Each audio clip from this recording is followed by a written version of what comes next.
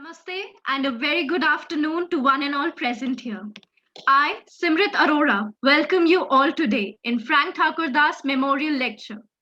I would like to warmly welcome our guest speakers for today, Professor Antonio Buainain and Miguel de Souza. The lecture is organized annually to commemorate the birth anniversary of Frank Thakurdas, who was a celebrated professor of our department, Political Science, Kirori College. Before we begin, I will be giving a brief of guidelines to be followed by the participants. First, the participants are requested to kindly be on mute until asked to unmute. Second, the participants can type down their questions along with their full names in the chat box, which will be asked during the question hour.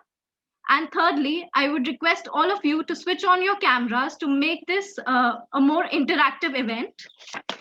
Before we begin, I would like our Honorable Principal Ma'am, Professor Vibha Singh Chauhan, to kindly grace us with her presence. Thank you very much, Simrit. Thank you very much for starting it.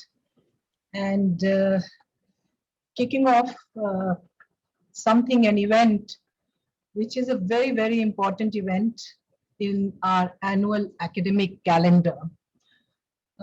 That is because it is something which is organized by one of the biggest departments at our college, which is the Department of Political Science.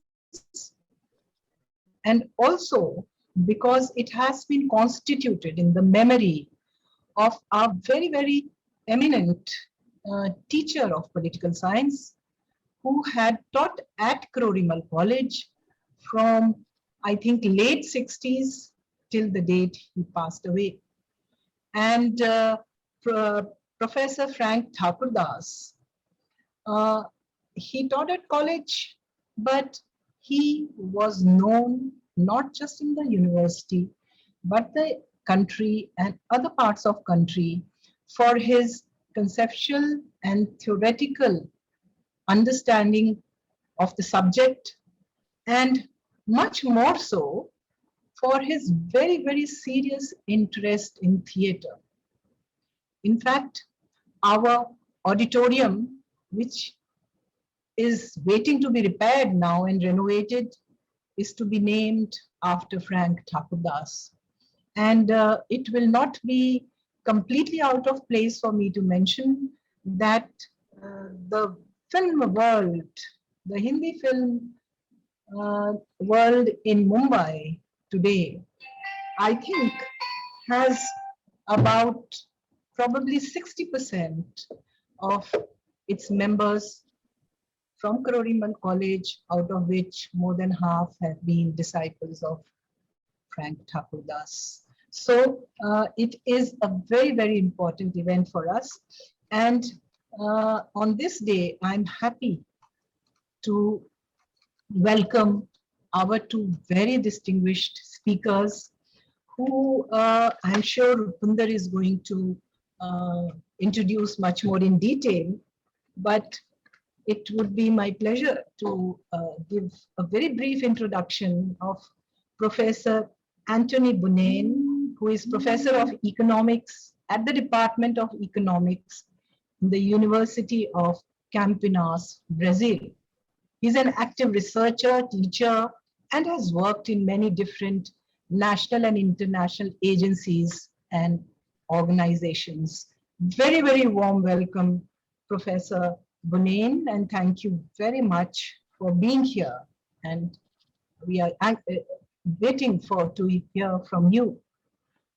Our second speaker, Professor Miguel Rocha de Souza. He has worked in many different universities and institutions across the world and at present is head of the Department of Economics at the University of Evora.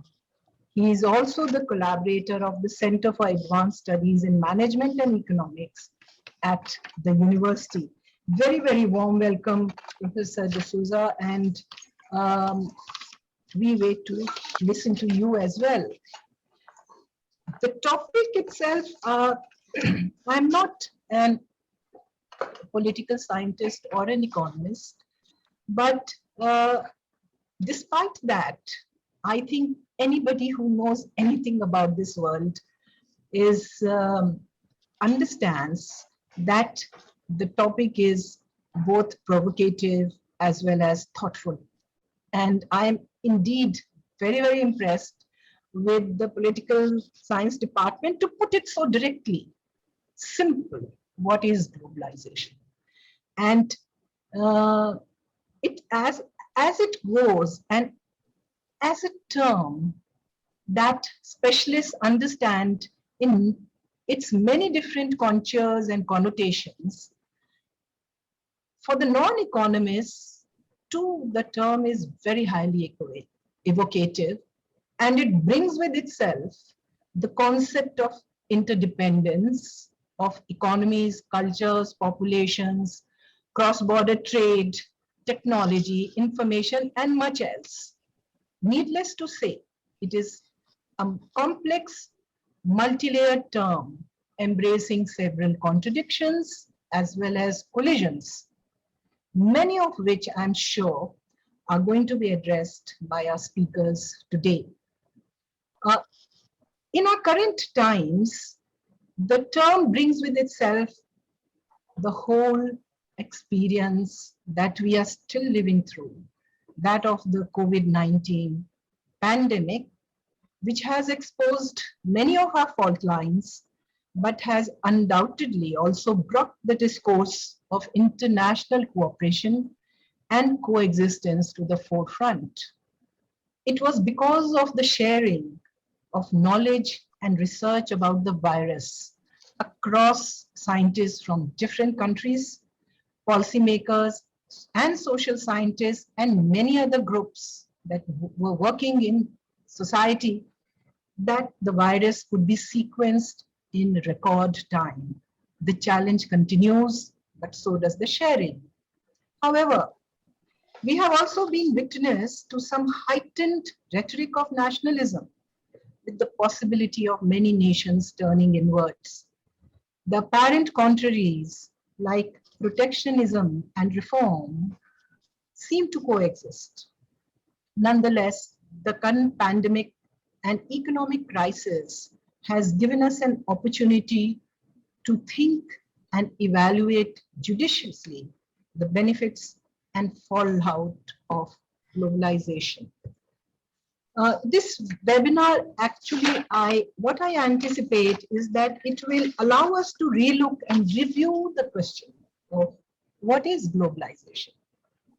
I'm sure it will be addressed in all its complexity, and we will go away from here very informed and much more enriched than when we are joining it. My thanks are also due to my own home team, that of political science, all the students, the teachers, the department, and everybody else who has really worked together to put this program, these two lectures in place. Special thanks to Rupinder Oberoi, who's very active on the academic front and also happens to be the staff advisor of the Political Science Society La Politique. So my best wishes and my thanks once again to everyone who's here. Thank you very much. Thank you so much, ma'am, for your kind words. Now I would request Dr. Rupinder Oberoi, Staff Advisor, La Politique, to kindly welcome our guest speakers for today. Namaskar to all, and thank you, Professor Vibha Chauhan, for being with us this afternoon, despite your very, very busy schedule, and supporting us all through our endeavors. Whatever experiments, whatever new things we think of, you're right at the back, supporting us and encouraging us, and also providing this very succinct introduction to the topic itself. It makes my job very, very easy. You said that you're not from political science and economics. You are primarily trained in the literature and from the English department. But the kind of introduction you provided, was so precise and it raised certain pertinent questions about the globalization itself.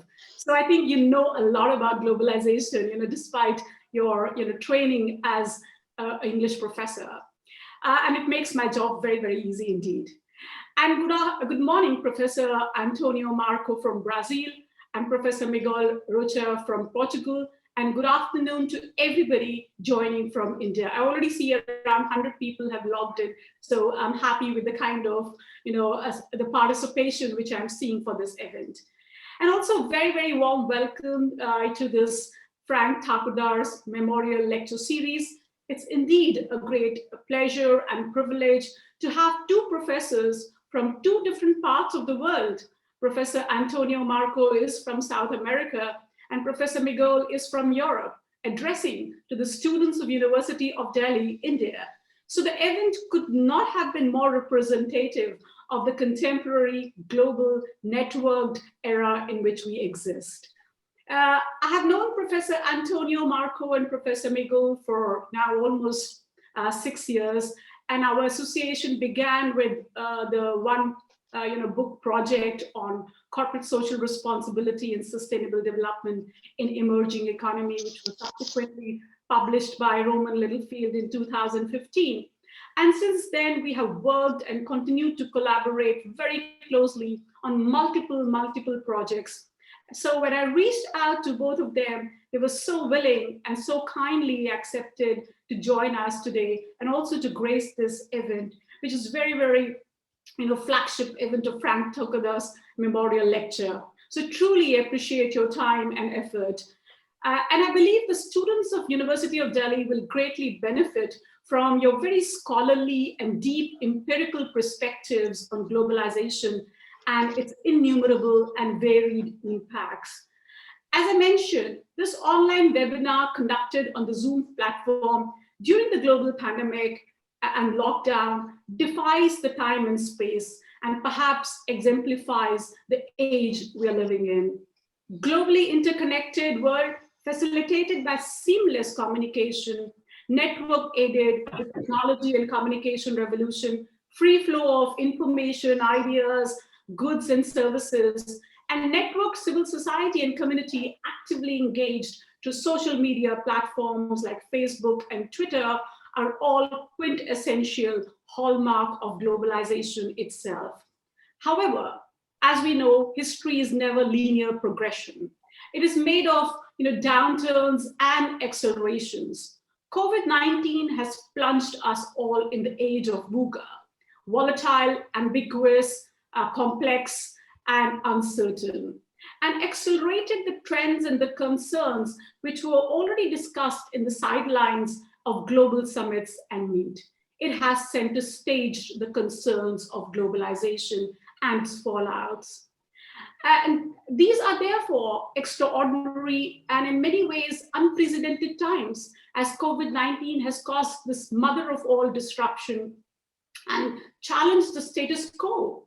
As pandemic grips the globe, the ramifications are varied and uneven across and within the communities and countries. The moral vacuity and the economic fault lines of the neoliberal template that dominated the global agenda since 1990s is now being ripped open. The COVID-19 has uncovered the dark underbelly of globalization itself. From beginning, neoliberal theme whipped up the strong opinions, emotions, and sentiments.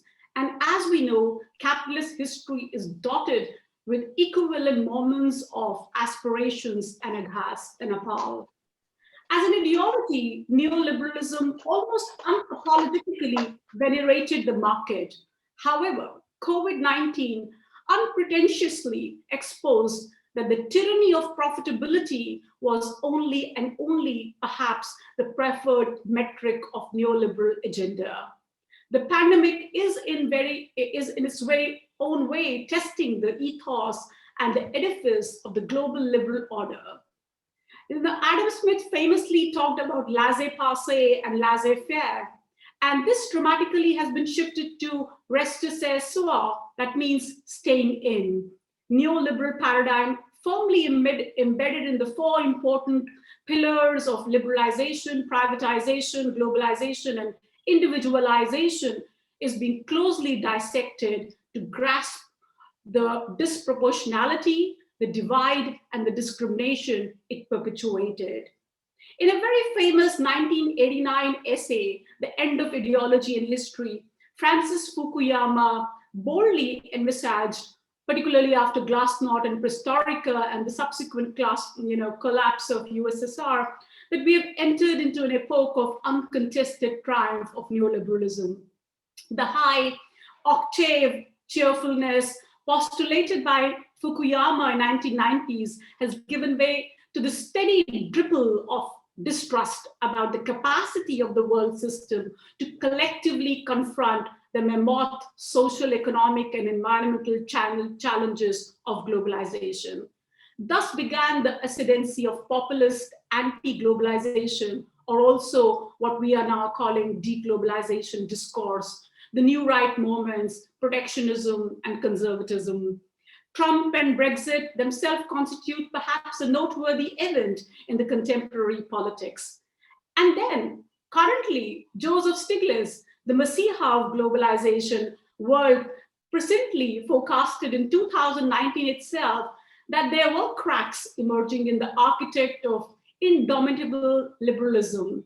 And Sash argues that global development is now more about existence and survival than advancement and progress, particularly pushed by the climate change vagaries. The verticality of the trickle-down approach does not match with the horizontality of the COVID-19 driven economic downturn and spiral.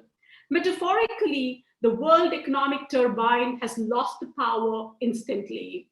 And in general, the response to this global pandemic has highlighted the clumsiness of the global apparatus and architecture and has widened the cracks in the global arrangement. And with this, while the impact of pandemic will vary from country to country, it is or will most likely increase the poverty and the inequality as a global scale, making the achievement of SDG goals even more urgent. So without critical social economic response to the global suffering, which escalates, jeopardizing the lives and the livelihood of the vulnerable and the marginalized, we will be in a treacherous path. So we are in a way poised at the cusp of remarkable paradigm shift. We all need to embark on the profound discerning interrogation about, are these post-COVID-19 developments manifestations of beleaguered global capital order?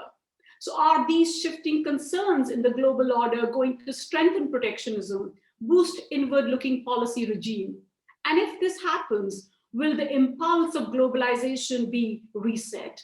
These are some of the emerging issues needing our serious deliberations. The pandemic has undoubtedly altered the lives of 7.8 billion people in the world, pushing the governments and the markets to reassess the social economic structures of the new normal.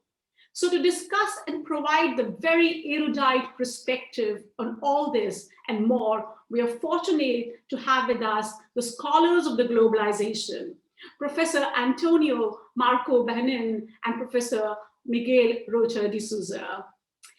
I will first introduce Professor Antonio Marco, and then he will do the presentation as a format of the panel discussion. And then Professor Miguel will take over as a second panelist, and we'll take the question answers towards the end. So let me begin by introducing Professor Antonio Marco, whom a principal has already introduced, but just to spell out the detail and the expertise with which he's coming, I need to tell his body of work and share it with you. So Professor Antonio Marco is a professor of economics at the Institute of Economics at the University of Campinas, Brazil. He received his BSc degree in economics and law from the State University of Rio de Janeiro and doctorate in economics from the University of Campinas. And from 1989 to 1994, he worked as an economist of the Latin American and Caribbean unit of FAO in Rome. Since 1995, Professor Antonio has been active in research, teaching, and technical assistance activities in many, many fields in collaboration with both national and international agencies and organizations. He's also worked as an advisory consultant to several Brazilian ministries, including Ministry of Agriculture, Ministry of Rural and Agriculture Development, and Ministry of Science and Technology. He has carried out series of studies for international institutions, such as International Institute of Cooperation in Agriculture, Inter-American Developing Bank, IDP, World Bank, UN Education, Scientific and Cultural Organization, UNESCO, Food and Agriculture Organization, World Intellectual Property Organization, International Fund of Agriculture Development, most dealing with innovation policies, agriculture policies, rural development, poverty elevation programs, and agrarian reforms. And particularly since 2001, he maintains a permanent newspaper column in the Estado de Sao Paulo, one of the most important and influential Brazilian newspaper dealing with economic issues in general. He's also active lecturer in both academic and non-academic events dealing with various themes of economic scenario, from Brazilian economy, food security, Brazilian agribusiness, and development issues in general.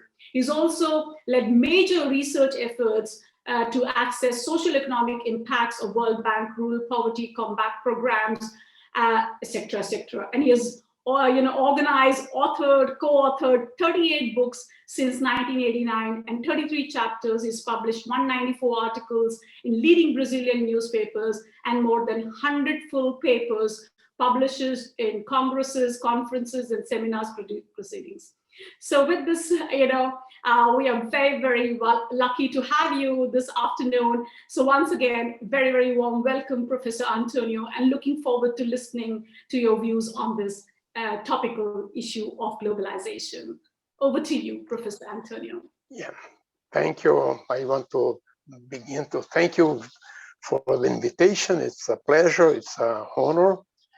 I'm very glad I'm here with your students. I would rather be in Delhi presential, as I have been 4 times in the past, but with this new reality, we have to accept it to meet you remotely.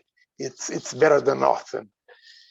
I must say that I will rather disappoint you all with my presentation, because I think I didn't catch up with the updating of the subject. When you first invited me, you asked me to talk about human rights in a globalizing world, the paradox of empty promises. And though it's not my area, I was fascinated with the subject.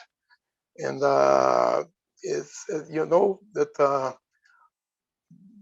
sometime in my career, about 15 years ago, I had to make a thesis to go up in the university career, and I wrote my paper saying that I was a research driven by opportunity and curiosity, and that I don't find myself a specialist, precisely because opportunities and curiosity have led me to different areas. This opportunity to learn new things, and in fact I accepted your invitation because it was an opportunity to think a little bit about this empty, unfulfilled promises. But now I realize that this topic has changed to a much broader and at the same time specific one of the globalization in this post-pandemic world. And I was listening to the introduction and to you now. I think, can I just forget what I prepared and accept the challenge of speaking on globalization, well, it's risky. If I can tell you that if I were speaking in Portuguese, I would no doubt accept the challenge and forget the presentation and go on the new subject. But as I'm speaking in English, I need some previous organization of the thoughts, because the ideas don't flow as fluid as I were speaking in Portuguese or Spanish. So I have to disappoint you. I will try to connect the topic to this broader issue. Right. But So Professor Antonio, what I suggest is you can lay the foreground of broader concept of globalization, and then pin it down to the globalization and human rights also, which are more so, kind of stitch the concept together, and we'll have the benefit of understanding from both the perspectives. Right. Okay, I will first start with a few considerations on globalization and on the topic as I see it. In fact, a few years ago, Miguel and myself, we edited a book which is called Globalization and Agriculture, and Rupinder has contributed a very nice and impressive chapter on India. And so I will try to organize a few thoughts on this topic, and connecting with the human rights, and then probably will go into my full presentation on human rights, the empty promises. As we all know, globalization has its advantages and also its problems. And the problem is not with globalization itself, from how I think. Globalization, I mean, the idea of having integrated countries trading throughout the world is a good one. I mean, that's no doubt a good one. Right now, here in Brazil, we have using vaccines which are produced in India and China. And thanks to globalization, we have access to this very crucial medicine right now. Because without the vaccines which is being produced in India and China, we would have probably no vaccines at all. And as Brazil is a big country, and we could even think that we could produce vaccines in Brazil, and in fact we will be doing this in a few months, and we have the capability. But this is not true for most of the countries in the world, which are small countries with a small population, low industrial capacity. So the fact that they can count on vaccines produced in other countries is a very crucial one, and this is holds for almost everything. I mean, Brazil is a large agricultural producer, and but we would be much smaller if we couldn't export to China, India, Japan, Middle East, and many other countries in Latin America and Europe. So we benefit from globalization, from having access to the markets. And also we have this think we also benefit other countries, because agricultural production from Brazil, that's obviously important in countries which cannot have food autosufficiency. But the problem is on the terms of globalization. The world economy is very, very heterogeneous. And the problem is that we have promoted an integration, a globalization amongst very unequal partners without taking any consideration for this. So this integration of unequal partners is being at the root of many of the problems that national economies face nowadays, because it's very clear that though globalization has provided the energy for an impressive growth of the world economy, this has been very unequal growth, both at the world level and within the national economies. So to some extent, globalization has provided incentives for a kind of for the worsening of the inequalities in all aspects, and that's one not consider. I think we cannot avoid. Even today, this morning, I received in my email a report from the macroeconomic Center for Development, which was whose title was the global inequality, and a lot of statistics showing that global inequality has increased in these last 2 decades, in spite of all positive aspects of globalization.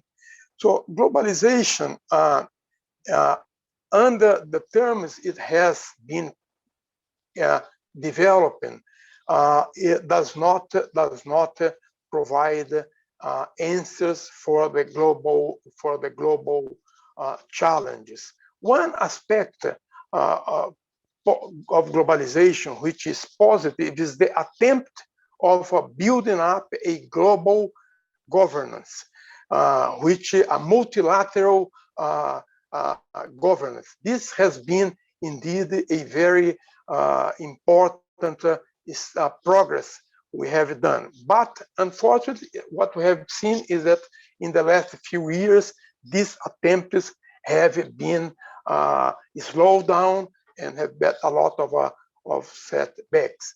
But the one point is we cannot avoid globalization. We cannot avoid the globalization because our problems are global. The humanity faces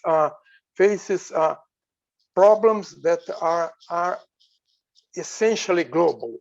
The climate challenges is a global problem that we cannot face based on without this global framework. Human rights is a global problem. It's not only a national problem. Last year we had about 5 to 700 million people moving around the world in the last 10 years, moving around the world due to wars, local conflicts. So this is a problem that has to be faced globally. It's not a problem of that one country cannot face. There are no walls that can solve this problem, as President Trump was proposing, to build a wall between Mexico and United States. The walls are not the solution to global problems. The pandemic has shown that health is a global problem that we have to face globally. So we cannot avoid. It's not a matter of being in favor or opposing globalization. Globalization is unavoidable. It's a matter of dealing with the problems of globalization and trying to overcome this problem with a different perspective. And I think that we need to a different perspective for capitalism as a whole. And the human rights situation provides a lot of evidence that we have failed in this very basic development objective, that is ensuring human rights to all people. And with that, I want to do a few points on this issue. Here, taking the example of Brazil, I will share with you a presentation which I will go through very quickly. Can you see the presentation? Yes, sir. Yes. Visible. Yes. Okay. So I will take this thing and very quickly, because I want to continue to speak about the globalization in regarding to this issue. So here we have some keywords for that I took from the Universal Declaration of Human Rights: inherent dignity, equal and inalienable rights, freedom, justice, and peace. While I was reading the Universal Declaration of Human Rights, which is a beautiful piece, and I mean, we should all read it again and again to be sure that we have understood and that we have to practice ourselves the principles embedded in this Human Rights Declaration. I was thinking that just on the basis of these key words and on some evidence, we could just say, well, we failed completely, because in a very quick look, I counted that we last year we had no, since the human rights was published, enacted, we had about 150 major wars and conflicts. And only last year, the UN had registered 20 large conflicts and counted that approximately 65 million people had to leave their countries, their houses, their home, their family, due to these wars. So no peace at all in the world. Dignity. How can we speak of dignity when we know that 1 million people is starving, don't have enough food to eat, millions of jobless people, helpless people. So how can we speak about dignity in this world? And how about the freedom? If we take civil liberties as a proxy for freedom, we would fail completely, because more than half of a world population live in non-democratic countries, and more than half of the countries of the world are non-democratic countries. But I think that civil rights is obviously a basic right, but they are not a good proxy for freedom, because there are a lot of people which live in democratic countries, and they don't really have freedom. They are oppressed by by discrimination, by poverty, by unfulfilled basic needs. So justice is also a far objective for the world. So I think that if we take only these six key words from the Universal Declaration of Human Rights, we would have we can conclude that we have failed completely. That the world, not the country, the world have failed to deliver this promise. And we all know that the human right has this double nature. It is an intangible asset, an entitlement which really it stems from the human nature. It's a moral entitlement. It's intangible, but it's a very important and valuable asset, and also a material basis. The question is, can we really have this intangible right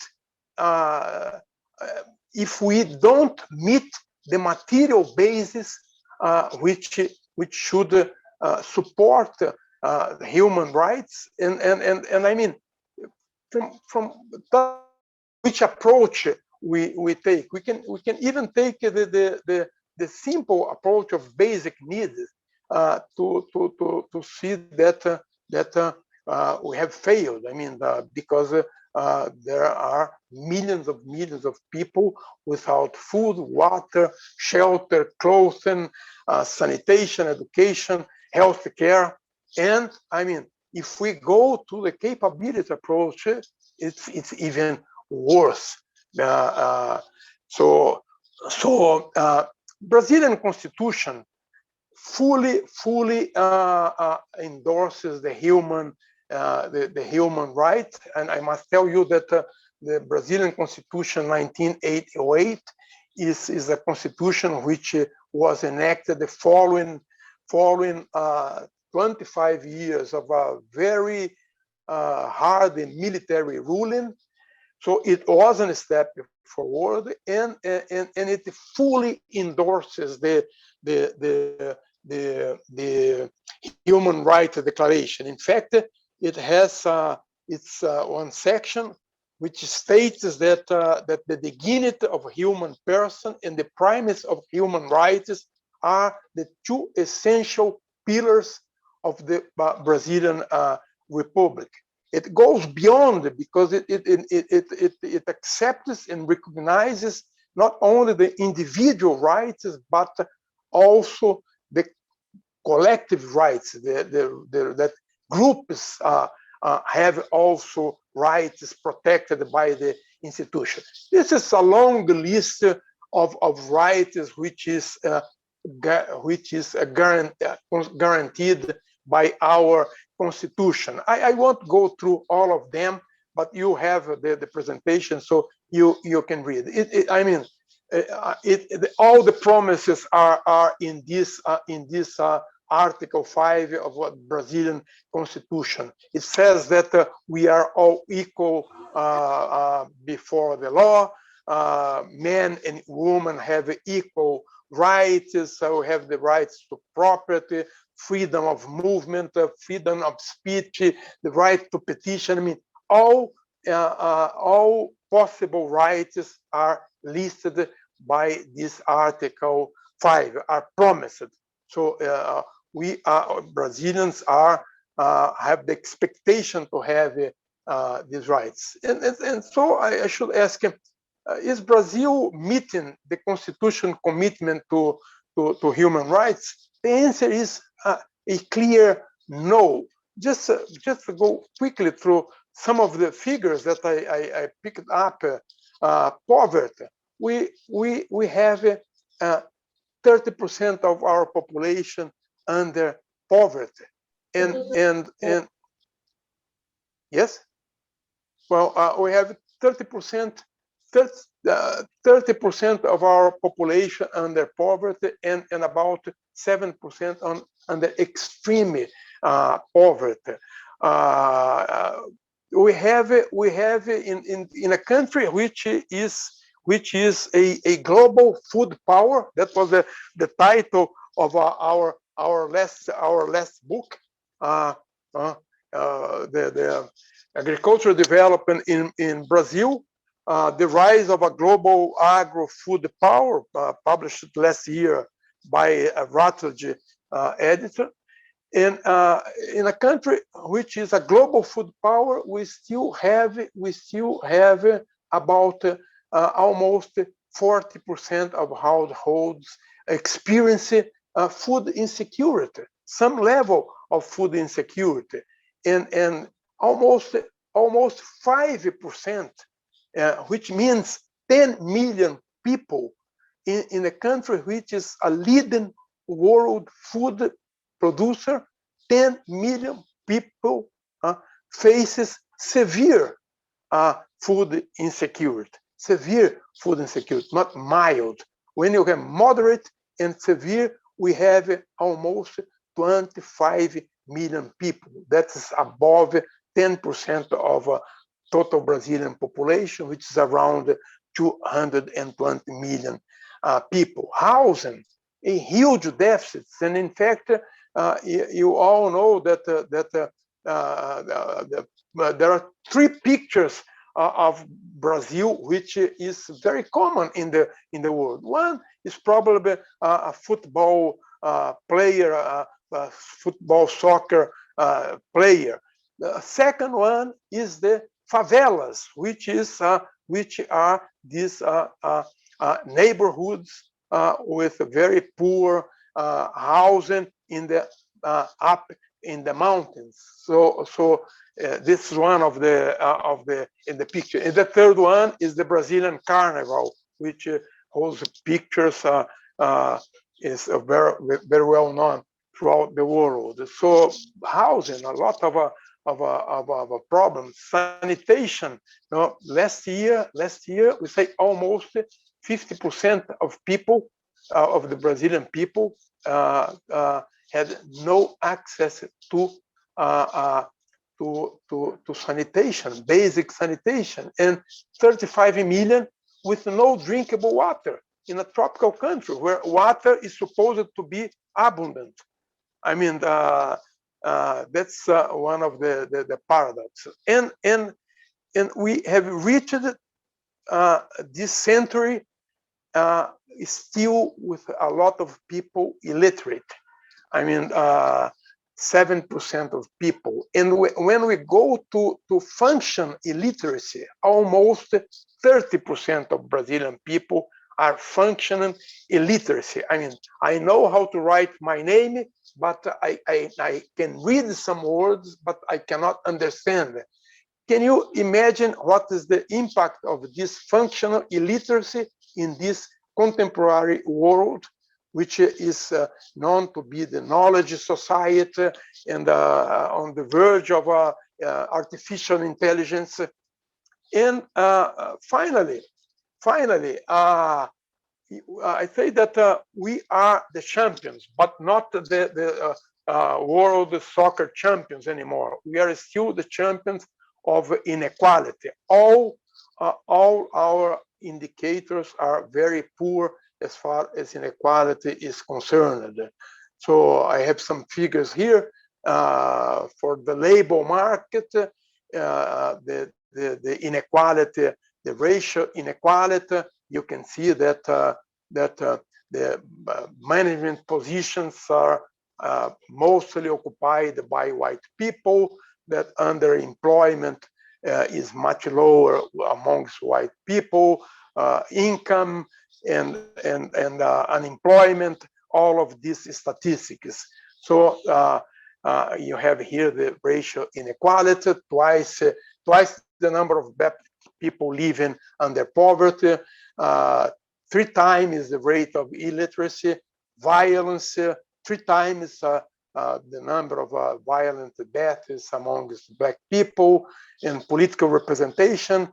It's mostly white people. I mean, in a population where 60% of the Brazilian population is Black and brown, we have 75% of white people representing us in the Congress, and in the justice, a good practice, we have no Black judge in the Federal Supreme Court, the highest court in Brazil. Have we made some progress? Yes, we have made some progress, but not enough. You can see here that our per capita GDP has grown steadily amongst the last century, even the per capita GDP, and we have improved as far as the Human Development Index, life expectation, child mortality, access to education. We have made progress, but it's not enough. I mean, the fact that we made progress doesn't mean that the human rights are fulfilled in Brazil, and that is the point. And why is that? That's what I want to speak some time. Well, I think that we have the institutions, politics, and policies to explain, and this is very much connected with this globalization issue. First, we have the historical heritage, which is very, very important. Brazil, I don't know if you had this information. Brazil was the last country in the world to abolish slavery. So it was the last country, but we abolished slavery, and different from what happened in the United States, where the slaver had access to a small plot of land. Here in Brazil, the slavery was abolished, but the slaves had no right at all, no land, no job, so they were left on their own. But we have this cultural mystification that which has to some extent led us to think that there was no racism in Brazil, because Brazil was this cultural mystification that Brazil is the result, and that's true of several different races, and that they were living together well. Well, they were living together well, as far as the white person is the owner, and the Black is the worker. So we had this cultural mystification that we had no racism in Brazil, and for this thinking we have avoided to face this inequality problem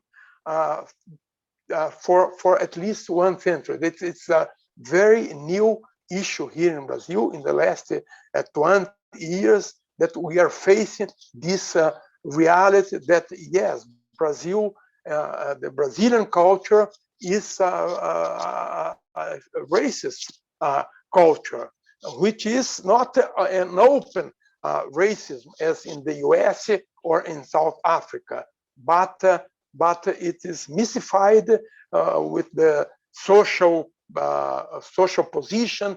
But yes, we are to a large extent a racist country, and this thinking has to some extent naturalized the absence of the lack of human rights to a large share of the population. So we have grown used that the poor have not the same rights as the educated and middle class and rich people. So that's it's common. So only there are reactions to this, and we have made wrong development choices. We have pursued wrong policies that are well known, urban bias policies. We have distorted investments, and I would say that Brasilia, Brasilia is the capital of Brazil. It was built in 1958, from 1958 to 1962.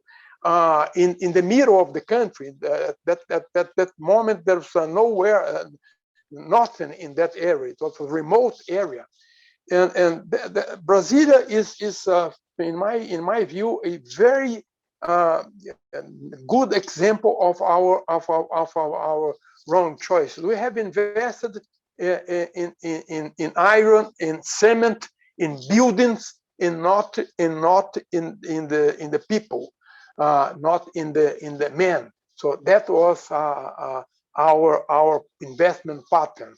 When my university, which is a new university, has 50 years last year, when it was created by Professor Zeferino Weiss, he had a very nice phrase. He said, a university is built with brains, not with buildings. Because here in Brazil, the first thing you do is you build something. You spend your money in buildings, not in brains. So we have greatly neglected the men. We have not invested in education. We have invested in building cities, and that's the example. And also we have prioritized individuals and not the collective, not the community investors. And the good example is that in the last 30, 40 years, we have invested in cars and not in mass transportations. And in fact, to move in the Brazilian big cities like São Paulo, Rio, Belo Horizonte is becoming real hard. And that's a positive thing, that a lot of people is leaving the metropolis to smaller cities, because it's the life there is becoming impossible. So and here I have also a very good example. This thing that we have prioritized the individuals, not the collective. You can see in the shopping malls in Brazil, which shopping malls, and also the residential condominium, which in Brazil has to some extent been an instrument of segregation, because the shopping malls, you have a private space, and in the residential condominiums also you have a private spaces. So the segregation has been to some extent also naturalized. And we have also a distorted the democracy, which undermines inequality. So unfortunately, our democratic rule institutions have not been able, in respect of our nice constitution, to in fact promote equality. The democratic institutions have been used by this minority, which control the houses of democratic institutions, to promote their own rights. And we come to this, what I called in an article a few years ago, the perverse state. The state, instead of promoting human rights, promoting human development, it has a kind of a inverted action. I mean, when you look at the Brazilian fiscal policy, it's evident that it's a kind of Robin Hood state, which takes from the majority to put in the pocket of the minority. and even important institutions like the public universities has been to some extent distorted by this perverse state, because until few years ago, the students which had access to the public institutions were the middle class and richer students, and not the poor ones, because since they didn't have quality basic education, no good quality basic education, they couldn't access the public universities, because the entrance is through a very serious examination, which selects the best prepared student. And we have this historical and structural heterogeneity, which has been reinforced by globalization. That's a key point. I mean, globalization in the case of Brazil, instead of helping to some extent to change the inequality, it has reinforced in all aspects of the human, the social life in Brazil, and the economics. I mean, which sector could face globalization? Agriculture, but all agriculture? No, the larger agricultural producers only, and millions of small farmers are being left behind by this globalization process, because they cannot compete in the global market. The same is true for the industry, which cannot compete with in the global market without the support. So globalization has, to some extent, reinforced these structural heterogeneity aspects of Brazilian society. So this is what I had to say about this subject. The conclusion is obvious. In the case of Brazil, the human right promise has been unfulfilled. It has not been met.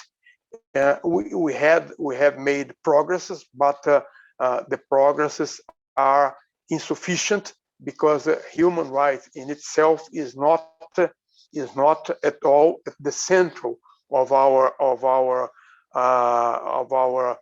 political objectives and national goals.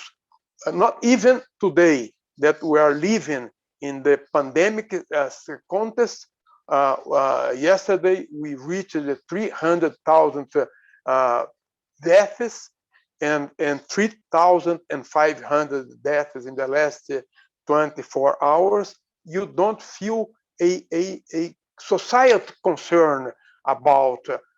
It's a major, evidence that we have not built in Brazil a culture that leads to the protection of human rights, to the concerns of human rights. As far as I am doing well, I'm not concerned with my neighbor. That is the truth at the end of the story. So the globalization has introduced this idea of having the consumption patterns of the developing countries, and has introduced this competitive liberal thoughts that obviously favors the minority, because we are in advantage. We don't born equal, and inequality is not lessened through education, support, etc. So we born unequal, and inequality tends to grow because of this perverse state, because we haven't embodied human rights in our thoughts, in our policies, in our institutions.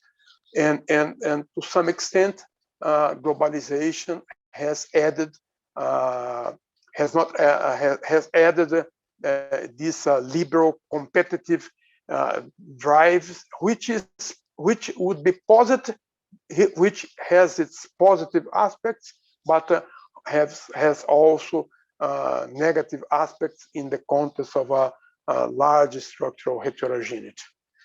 I stop here. Thank you for your patience, and my apologies for this for not for this taking this side road. Thank you, Professor Antonio Marco. I think it was you were not off the thematics of the panel discussion, so don't worry about that.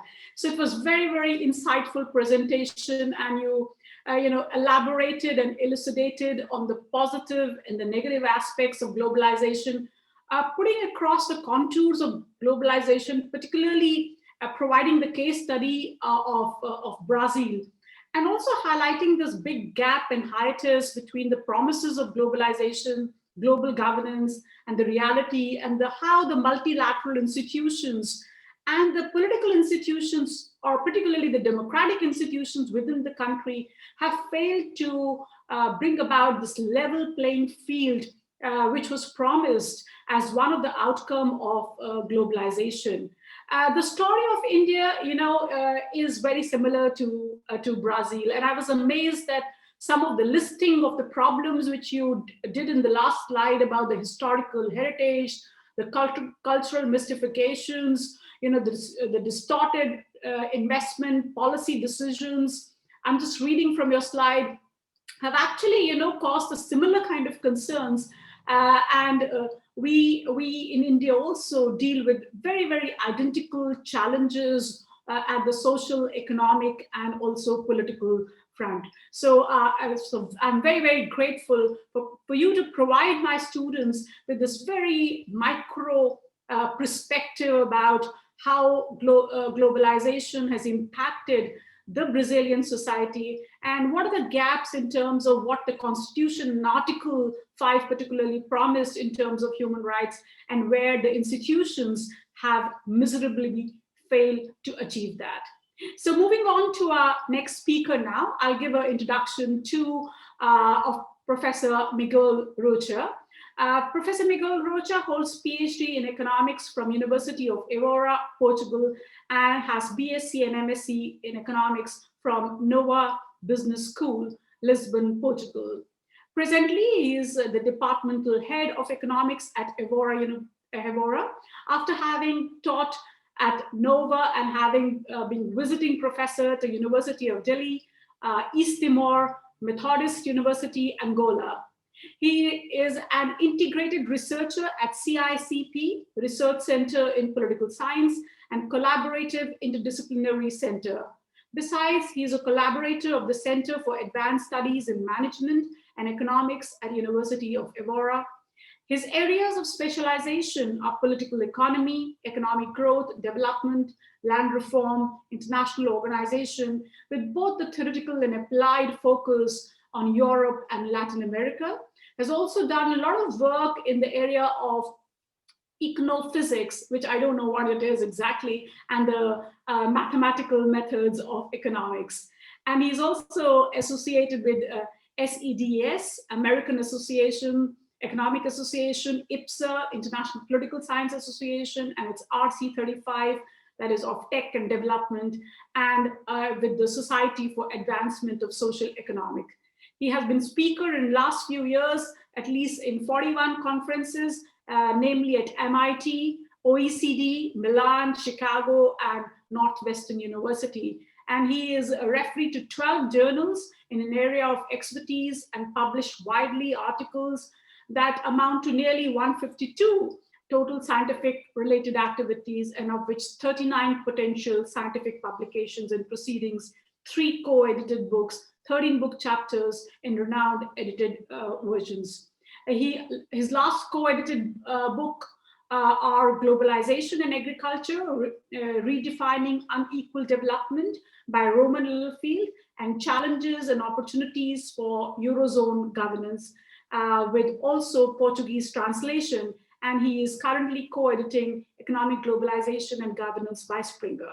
He is a member of the Land Bill Assessment in Brazil with the World Bank, Ministry of Agriculture in Brazil, while he was visiting a PhD student at Unicamp, University of Campinas, Brazil.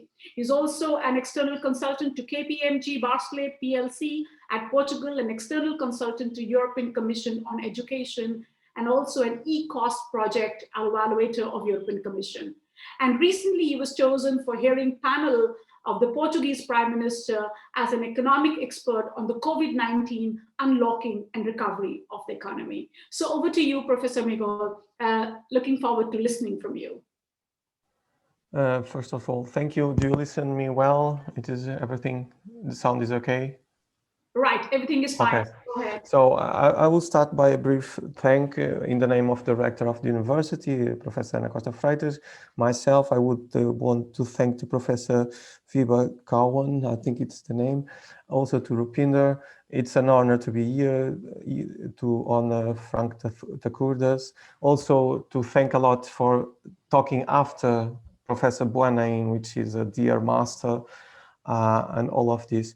I have a lot of slides, but I'll do a short presentation. I will skip through them. Antonio has made my how do I say, my task much more easier. So I'll try to share you the presentation. Let's try to see if it is okay. Let's try to put the presentation. I think you're seeing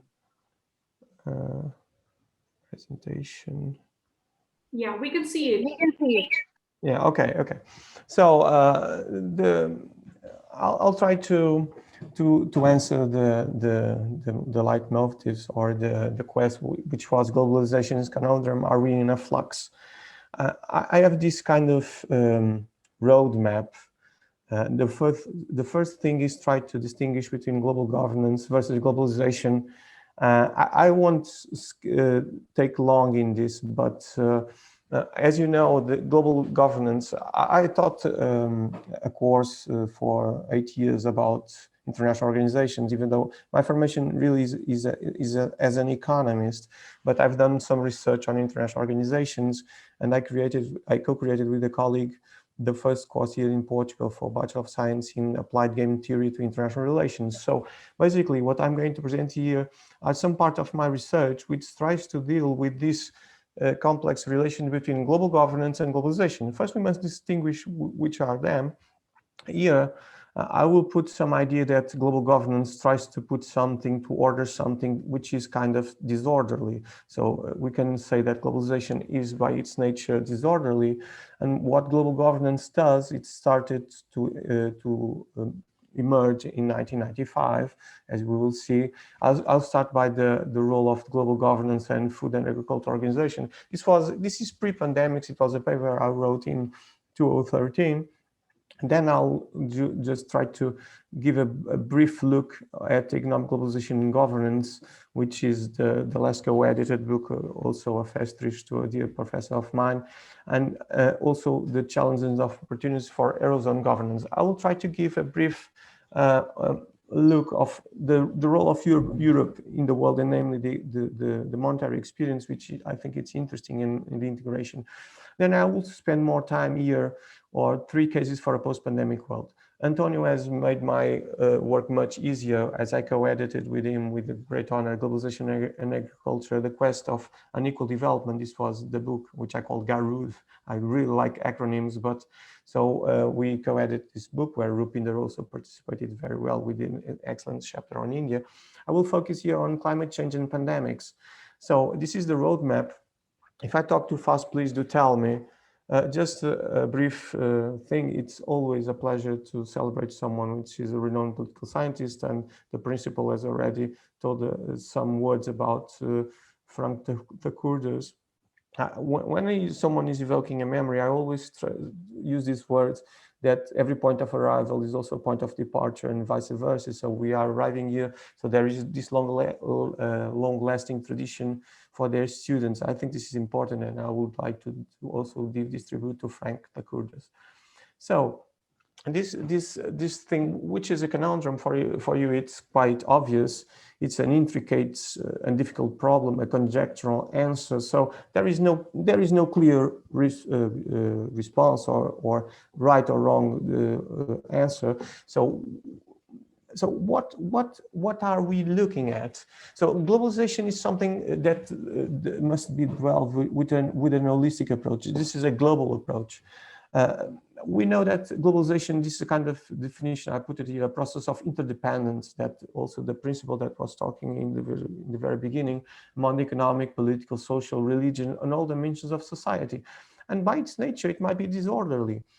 Global governance is, I put here a kind of provocative, is to orderly at stake. That means to try to organize, to give some structure to this disorderly thing. It first emerged in 1992, the report of the World Bank, and in 1999, formally, it was established. We had already organizations like the UN, the Food and Agriculture Organization, the UNDP, the International Criminal Court, the IMF, the World Bank, and all of that. Of course, when we look at this, we are all dealing globalization. There is this distinction. I really like history, and I've advised some PhD thesis on economic development history. We must know that, of course, globalization is a process that has started many years ago. The Portuguese had a long-lasting tradition. They were the first to arrive by sea to India, which is a pleasure, and it was a very nice, as you know, by history. There is this term mondialisation, which was a term in French related to the first wave of globalizations by the historian Fernand Braudel. So, but globalization is real. The speed, the speed and networks increase. So globalization is really a modern process, which is a byproduct of the after 1950s and especially of the second end of the 20th centuries. And Paul Krugman, the 2008 Nobel economist, coined the term hyperglobalization. So the utmost, speediest, intertwined and hyperconnected world we observed. And this was before the pre-COVID 2020 crisis. So we had hyperglobalization a la Paul Krugman. So we had a kind of hyperconnected world, interdependent with free flows and all of that. The question is, globalization does not involve order organization, even though it is a flux or a flow or a process. Markets were unleashed. Even in the 90s, there is this wonderful book by Joseph Stiglitz, The Roaring 90s. There were huge crises, as you know.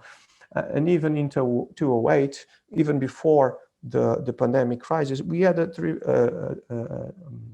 terrible depression, or the financial world depression, and Krugman again wrote a book, End This Depression Now. So what we can see, and it is clear from this onset, that globalization is clearly something that interconnects. It's a free flow.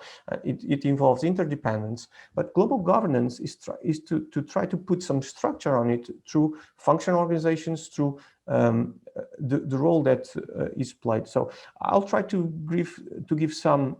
I will be modest and say not solutions, but proposals that will try to deal with this and to try to see if this process has increased or not. So there are some a priori questions. That is some questions that we raised before. What is global governance? We'll see in a moment how it was defined. What is global governance of the European Union versus the Euro global governance, the monetary governance? So the Euro is a very special, very concrete project. It is in the monetary sphere. What is the role of local, national, European, and global policies? This is very important because the level to which the problem is posed must be solved at the level that it is a bridge to. What is the role of politics, society, and on the economic sphere? I will start with this with, in 2013, I presented a paper which was called the Global Governance Approach to Food and Agriculture Organization. And the proposal was to use an approach which was proximity, legitimacy, and accountability to avert the global food crisis. Here, the idea was to use this PLO approach, which is the proximity. I will focus here on the proximity approach, which is a European principle which comes from the Christian roots of the 12th and 13th century, which simply states that the problem must be solved at a level which is posed. So if we have a global problem, we need a global approach to a global solution. If we have a local problem, we need a local proposal to reach a local solution. This is obvious, but sometimes it is not done. So the goal of this paper was to rank the international organizations. This was used the Zweifel approach of 2006. So this was before the pandemic crisis and the world financial crisis of 2008. I won't dwell here into the topics and all the details of the paper, just to present a definition that I used to bridge and to approach my students.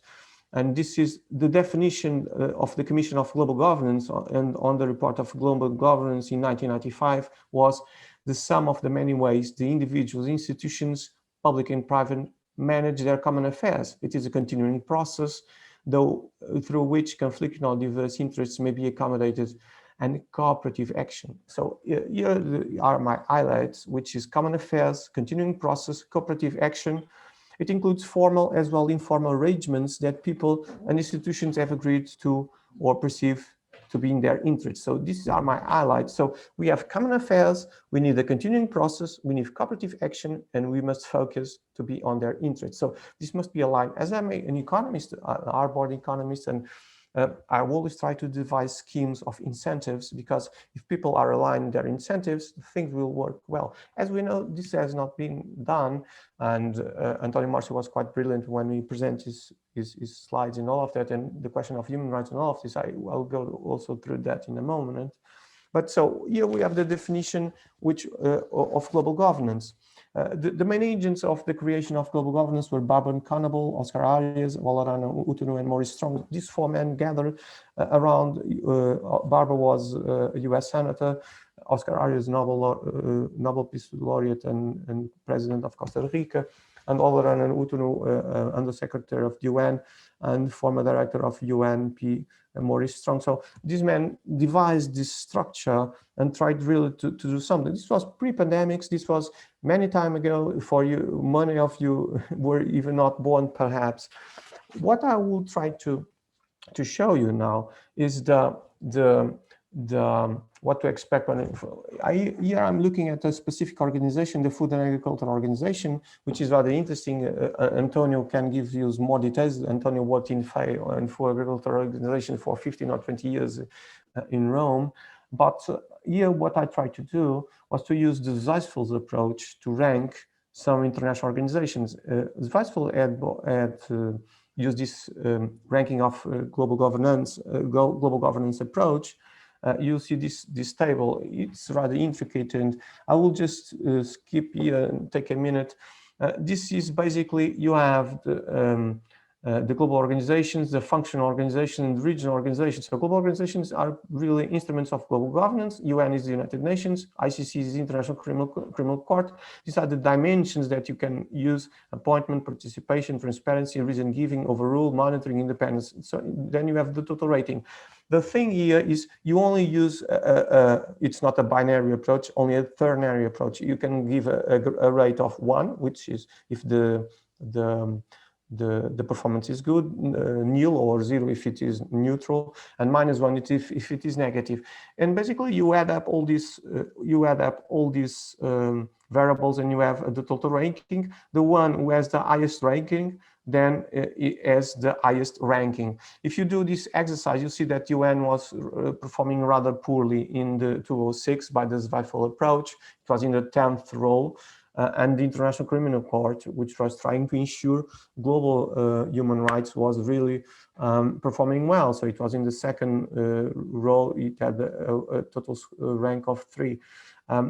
I won't dwell here. You have the functional organization, the World Bank trying to fight poverty, International Monetary Fund trying to give monetary financial stability, the World Trade Organization, the European Union. The European Union here was ranked in the first place this was not my creation, this was a adviseful approach. What I did following was to use this same approach to functional organizations. I did my own analysis, like Zweifel did, analyzing the reports, and then I give grades to the Food and Agriculture Organization, Food and Agriculture Organization, and so this is my column which I created, and I had to also compare with the ratings that were available. And we can see that in 2006, or sorry, in 2013, when I rewrote and did the same approach, the Food and Agriculture Organization was not so badly ranked. It was in the 3rd place as compared with the 4th and the 5th and the 9th place of the IMF. I even increased 2 more columns. I increased the World Food Programme and the United Nations Environment Programme, which by this criteria were in the 4th place. So this is basically something that you can do. This is, of course, an holistic approach. It's something that I try to do. This was pre-pandemic, so it was this vastful approach was even before the financial crisis. But this is interesting because here you can have a kind of, you can look at the conundrum and all these paradoxes, and you can see that the European Union was partly well positioned and also ranked. Here you have the European Union, the Organization of African Unit, and then the African Union, sorry, so there was a change from the Organization of African Unity to the African Union. You have the North American Free Trade Area, NATO, the North Atlantic Treaty Organization, and the ASEAN, the association. So we conclude that FAO, Food and Agriculture Organization, using an extended framework was in the 3rd place. So this was before the crisis of the Eurozone, before the bailouts and all of that. But it's interesting to see how this evolves. So we're looking at global governance as a process, which is rather interesting, and we can do. So I'll go furthermore, and I won't lose much time with this, but so we already know what is for the moment global governance. We have already skimmed to globalization. So now this is just some references, this international organizations from Conundrum, Stone, and this is the reference to Weisfeld studies if you want to look. It's a book about the studies. Now I will focus on the last 2 books I co-edited, which is an acronym, which is Economic Globalization and Governance in 2021, which just came out, and the challenges and opportunities for Eurozone governance. I will give you just the references. The first book was published first in the New York in 2019, and then we had the Portuguese version. This is the focus on the Eurozone. So it's a kind of how Europe deals with itself within the monetary structure, within the governance structure, the bodies that are really trying to shape what is done. The Economic Globalization and Governance was a festival that we organized in Economic Globalization. So these are the books. This is the Portuguese version. This is the Economic Globalization. So basically, you'll see in a moment. So in this book, we deal with the challenges of the Eurozone, and we deal with the challenge of the Eurozone after the 2008 financial crisis, after the slump of the euro and the Troika agreement that we had to add in Portugal, Spain, Greece, Ireland, and even Cyprus. And this book really deals with this, and he has a lot of detail. So I'm concretizing from going from a global governance to an economic governance and specific monetary governance within the Eurozone and within the EU. If you have some questions and some interesting things, you can read this material. We had nice reviews. Some people were very nice. I don't know if they were so true, but This is the Portuguese version. If you deal with this, you can see that we crisscrossed something like the Eurozone crisis. We looked at interfaces and the interconnected macroeconomic variables, but there is always the political dimension, and this is important because there is a chapter there that addresses the issue of Brexit, which is rather important nowadays in the context of the EU, in the context of the Eurozone and all of that. As you know, Britain was always with the foot in, with the other foot out, and this shaped really the evolution of the EU, the evolution of the Eurozone. So what I'm trying to convey is that even though there was this huge crisis of the euro in 2011 until 2014, and Portugal had to be under a troika agreement, this was correctly dealt with. We had severe wage cuts for the first time in Portugal. There were nominal wage cuts. There were a lot of things. We had interference from external agencies like the European Commission, the International Monetary Fund, and also the IMF. So there was the troika means exactly this, the tripartite intervention. It was not just in Portugal, it was in Spain, in the banking sector. It was in Ireland that they solved the issue much more swiftly and speediest, and also in Cyprus.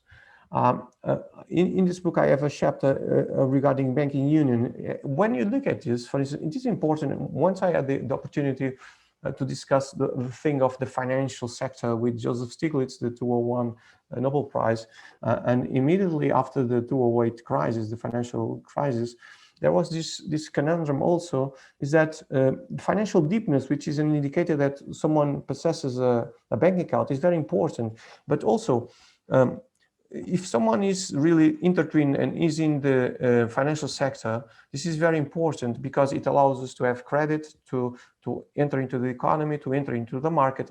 But also, if this person is not connected to the financial sector, it has a kind of soft pill immunization from financial crisis. So there was this huge debate when there was this conference here in Portugal and Stiglitz came on, which was in some countries which had less deeper financial structures were more immunized to this. I won't dwell much more on this on the Eurozone governance. You can then look at the book and read all the, of course, EMU, the European Monetary Union, is at a crossroads. In the book, you can see what is needed to have an optimum currency area. You need to have synchronous cycles of economics. You need to have mobility of labor. We must not over forget and know that Europe is not the United States of Europe. We have different languages, we have different market structures, labor market structures, so there is no immediate change from if there is unemployment in Portugal and one wants to change to Germany, one must learn German, and if a German wants to go to Portugal, you also must learn Portuguese to work. So in the US, one can move from California to New York and vice versa in just one day or something, even though now we are confined. So this is basically, as you can see, so what is the role of governance on the Eurozone?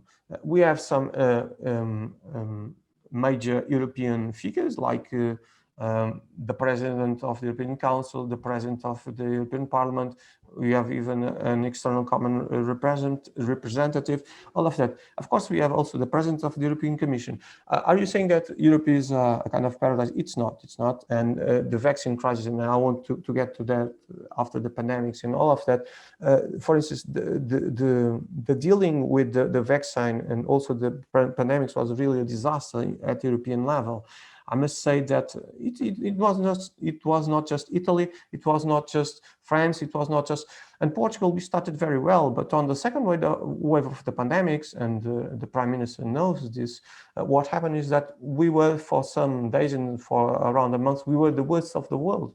And then we applied severe confinement measures, and in two weeks we recovered very fastly. I don't know if it was pure luck or all of that. I don't know if it was responsibility of the Portuguese people or all of that, but we were from the one extreme to the other. So it was kind of extreme measures and extreme reactions. So as you know, the Portuguese population is very small. We just have 10 million. So if we're talking about a small territory, 10 million people, it's less than Mumbai or something, or even New Delhi. But it's interesting to see that even in a country that is considered developed, there is also this urgency and all of it.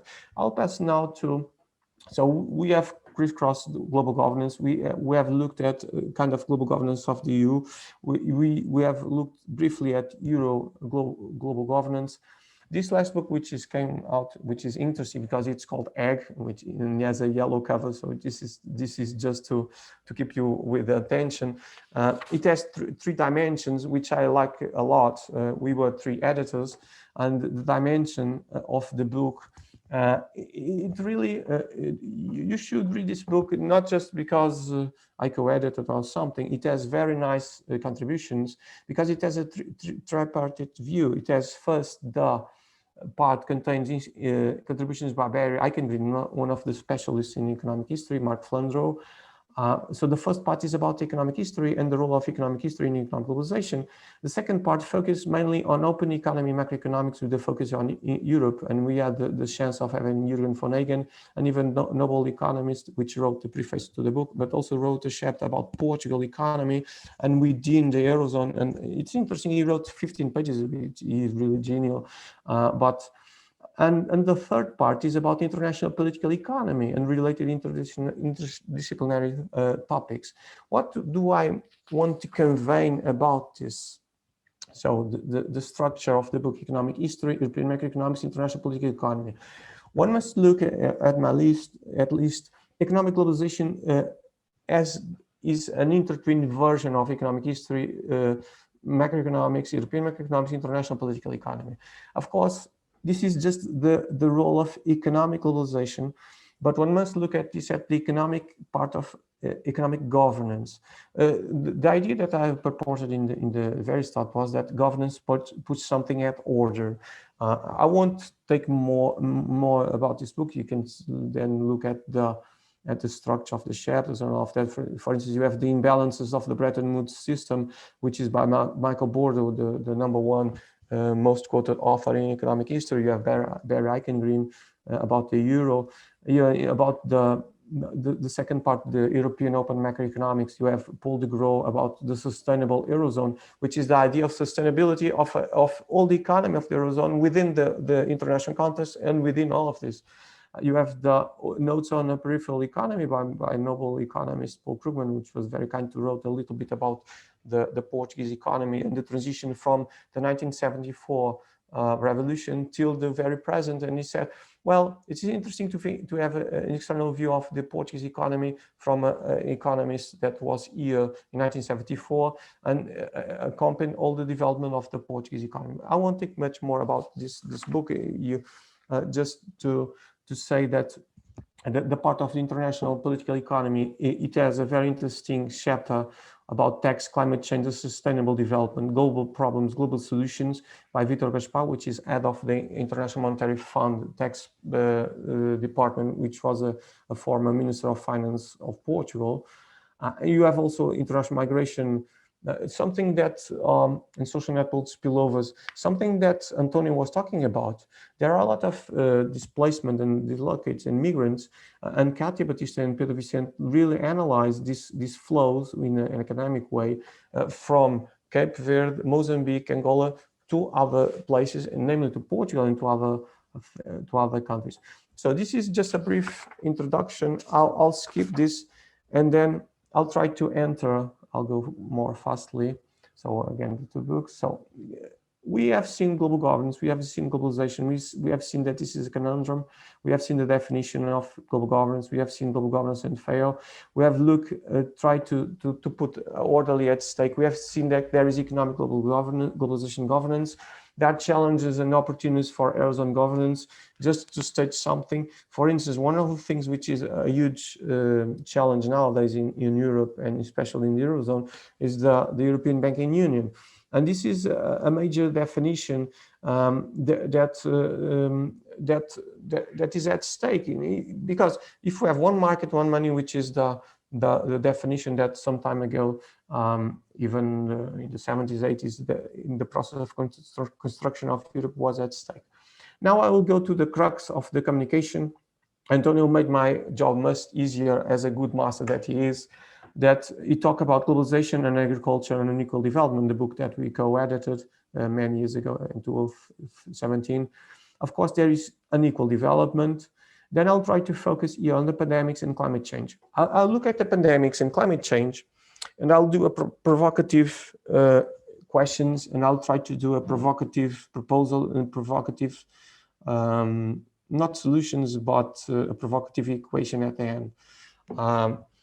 The question is, of course, and Antonio really shared this, and we didn't really, this is publicity to our book, so Globalization and Agriculture. As you can see here, even the cover is of unequal. You have one side which has less, the other side has more, and Antonio has, with the figures and all the thing he purported, all the figures he presented about Brazil, and all of the figures that are present in the book, and Rupinder has there a nice chapter on India also. There is for sure unequal development. My personal view of the question of development, I also taught development economics here in Portugal. One of the things I think is important, the solution must also be political. And as I am in the Frank Thakurda's memorial lecture, I came across with a book by Thakurdas, which was about the general will of Jean-Jacques Rousseau.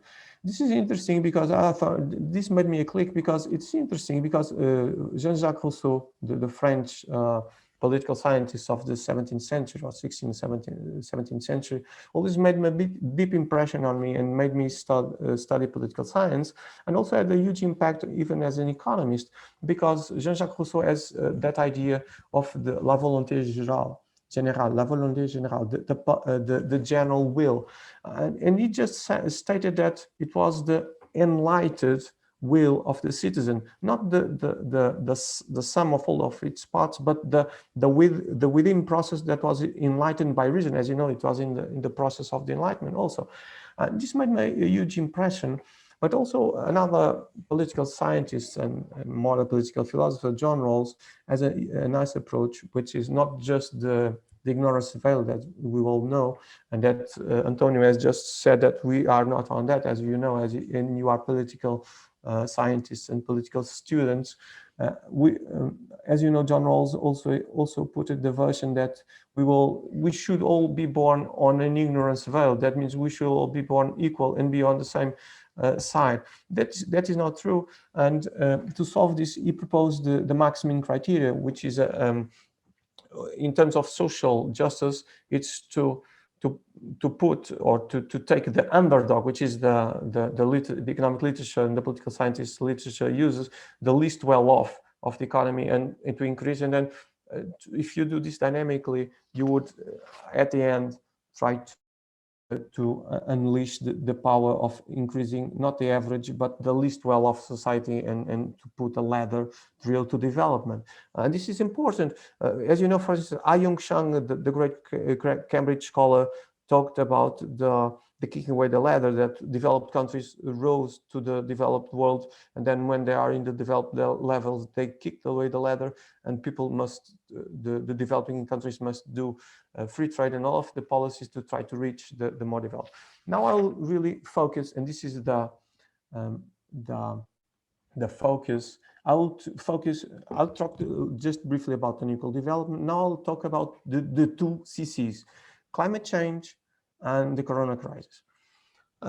Here on the climate change, I will present very briefly because I don't have the time to detail it, but it's a paper I did with a colleague of mine and also a student. It was a student of game theory applied to international relations. And the idea was to model how could we tackle climate change, and the question was the question of a no turning point, how to solve a global dilemma. As you know, game theory is something that involves strategic behavior. So we took a step further, and we used the notion of evolutionary prisoner dilemmas. So basically, we tried to model the world with 4 types of players: cooperatives who continue to be cooperatives, non-cooperative players who become to continue non-cooperative players, cooperatives who become non-cooperatives, and non-cooperatives who become cooperatives. This is a bit complicated, don't worry. This, you will look immediately and see, we did a scenario analysis. This was using simulation, engine simulation. We tried to use small rectangles. So the first idea, I don't know if you can see here more or less, here we started with exactly the same amount of cooperatives and which are cooperatives at the very start and continue to be cooperatives, and non-cooperatives which are non-cooperatives. So here we have, this is like the world in a square. You have an even representation of cooperation and non-cooperation. And so this is basically, if we started from a world which is neither non-cooperative or cooperative, we started in a kind of moisture or a mixed world, and this could represent climate change. What happens if we don't do anything? So if, for instance, if you don't do anything and we just keep the game going on, and we model this with evolutionary game theory, and what happens is that everybody starts to defect, and everybody which is previously cooperative does not ends up to be someone which is defects, continues to defect, someone which is cooperative defects. And so the colors here, let's go back. The blue ones are the ones who are cooperative and continue to be cooperative. The ones who are red are ones who are non-cooperative and continue to be non-cooperative. And here, basically, you end up in a disaster situation. This is the known turning point, and you end up with having someone which is non-cooperative and continues to be non-cooperative. Again, why does this no turning point situation is attained? Because there is a reduced defection award. This means that we in the model, we simulated this, and we saw that if there are no proper incentives, individually and collectively, there will be a disaster. So what might happen? There is a turning point situation, a first intermediate situation. Here, we immediately see, if we don't do anything, the non-cooperatives, here you see the more emerging of red. Here you have the yellow ones, which are the ones who are turning from cooperatives to non-cooperatives. So the blue dots are the signs of hope, which are cooperatives, we maintain to be cooperatives.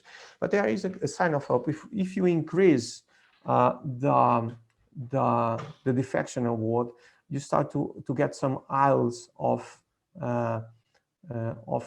cooperative behavior. So basically, this is a theoretical exercise that if you increase the defection award price, you will end up with this, which is what we would like: a blue ocean, a blue sky, and all of that. So basically, this is an exercise, and this would solve the conundrum. So, but okay, Professor, this is very theoretical. How can we do this? The funny thing, and I put here a prank. I put this: nothing else matters from Metallica. If we just focus on the environment, there will be an upturn, a solution. We just need to increase the risk-reward punishment premium, and this will solve the problem. But the real problem is the very long-term solution.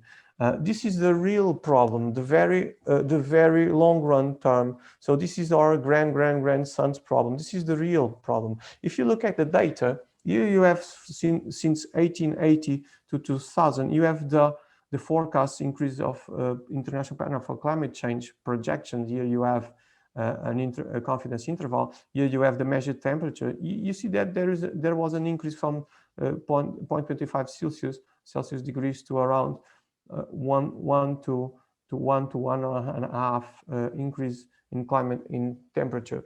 Now I will present something which I always present to my students of the first year, which I call the climate change for dummies.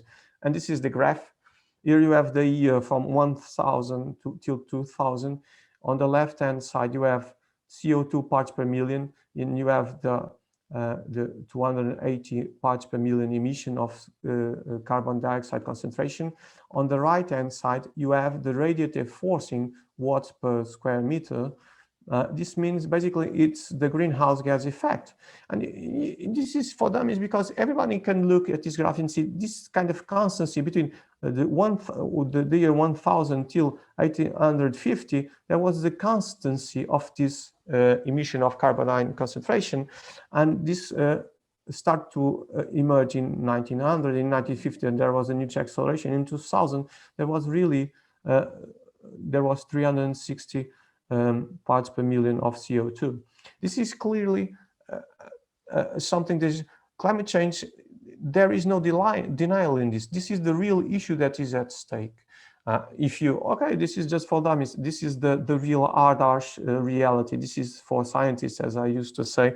This is just the detailed analysis of all the temperatures and all of it. And you can see that the graph is real, okay? Now, how to implement this thing of the global governance and to try to tackle climate change? How to implement? You have the pollution payer tax principle. There are other solutions, and this must be dealt at the world level. Victor Gaspar at IMF really, at that book that I purported, and there has been this global environmental tax which could be imposed to each country, and there is also a carbon world emissions that is market that is emerging. There was this proposal by the environmental green money, Ala Stiglitz, the Nobel laureate, economics prize 2001. He had proposed to issue a currency based on natural capital. This means you would issue a currency which would state that the natural capital of the world, and it would be to really create a world currency based on the emissions. So it would be to internalize the externality in terms of the world and try to tackle this. So these are some kind of proposals that can be. So what I'm trying to say is that climate change it's really an issue. And you say, oh, okay, but we have the corona crisis and all of it. So let's pass now, after this brief outlook of the climate change. If we look at the corona crisis, I was a consultant in the Prime Minister of Portugal on 14th of April and 12th of October. On the first meeting, I was there with my fellow colleagues. We are trying to give proposals on the economic recovery out of the first wave. Portugal was very successful on the first wave of COVID crisis. But on October, the Prime Minister had already tackled a resilience and recovery plan, which was integrated in a wider strategy, and he had to present this plan to the European Commission. So we were again listened to, and on the 14th and on the 15th of October, he presented to the European Commission. So there are really plans and all of the structures. What are my criticisms to all of this? Of course, when we are planning and doing economic policy, which also involves politics, one of the things I told the Prime Minister is that there should be a pact of regime, which was not possible. All the parties in the assembly on the Portuguese Parliament were not consulted, and there was not a clear goal commitment for a strategy for 12, 15 or 20 or 30 years.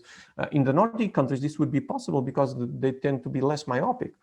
So, but as an economist, I have something which I think I've thought a little bit about this, which is the idea, with my wife Vanessa, we had a small program or project that we looked at plagues of the 12th and the 14th century, and we compared and tried to see.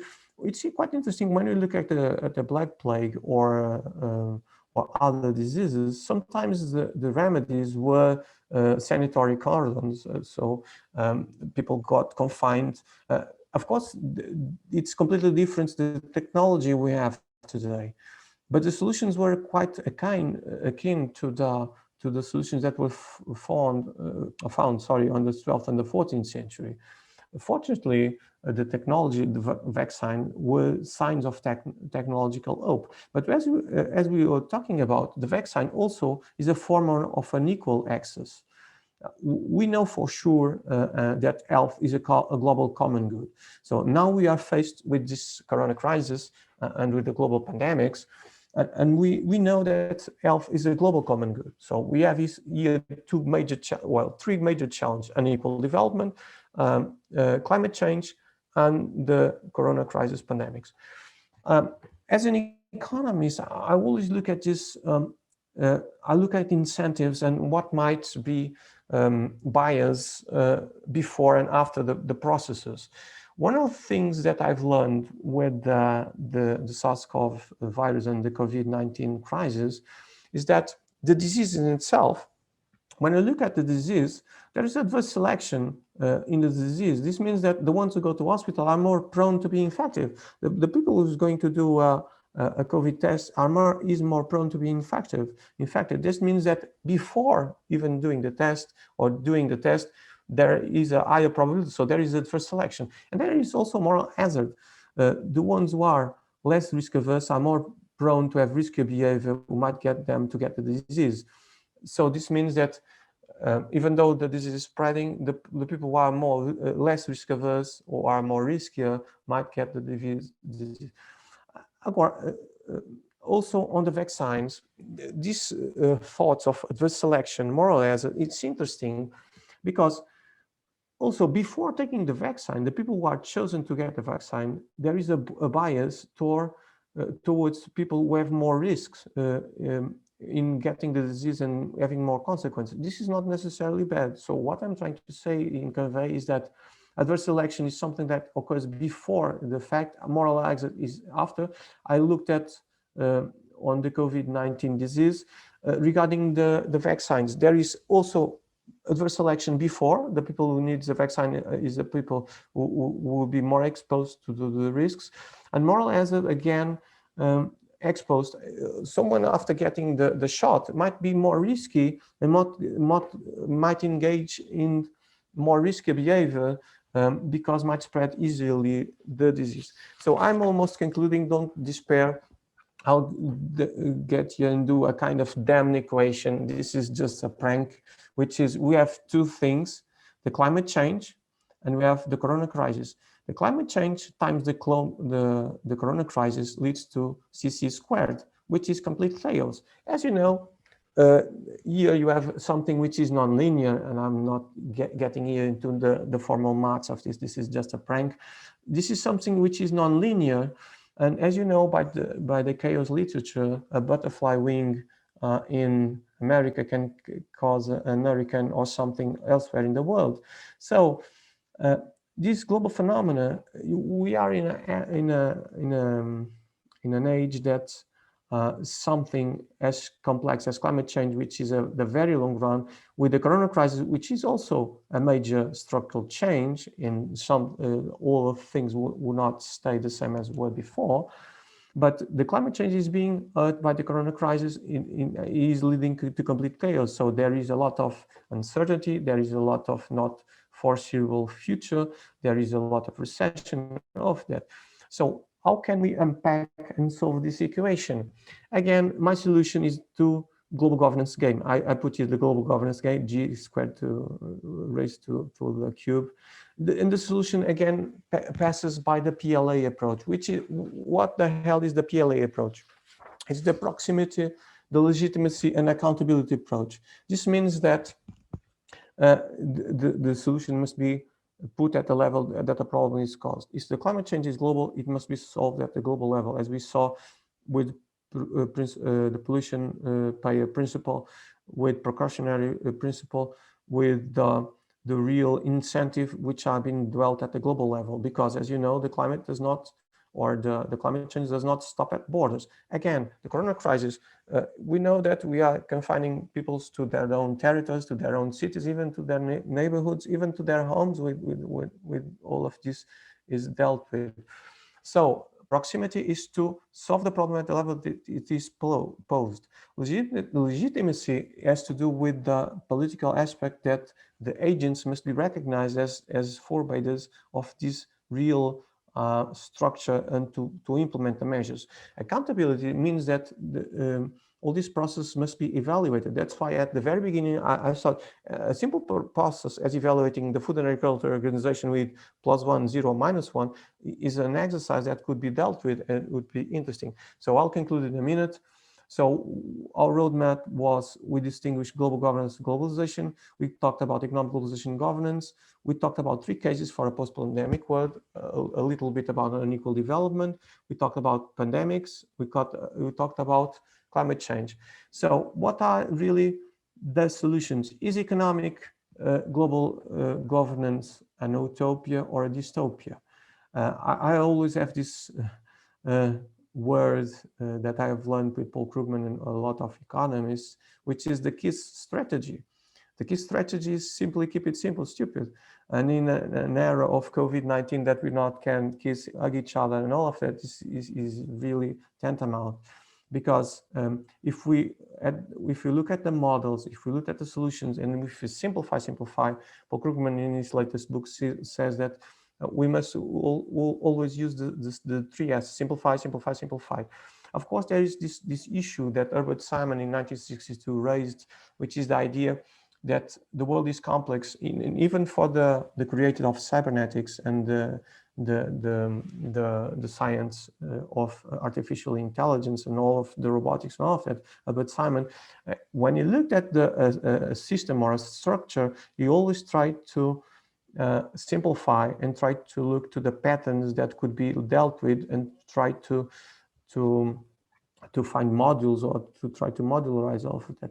So to try to finish, this is a kind of essay on persuasion, to try to have the right policies, to get the right polity, to get and to get to the field, to get the right politics. So it is a kind of Keynes back with a Krugman-esque flavor. So I'll end up here and just leave my email here if you want more.